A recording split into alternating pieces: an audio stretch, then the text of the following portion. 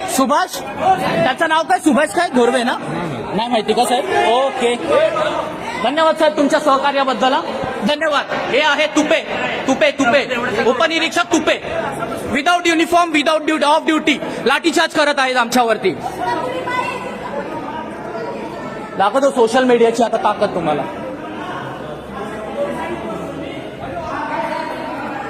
साहेब आपलं ते धोरवे साहेब जे आहेत ना, त्यांचं पूर्ण नाव काय?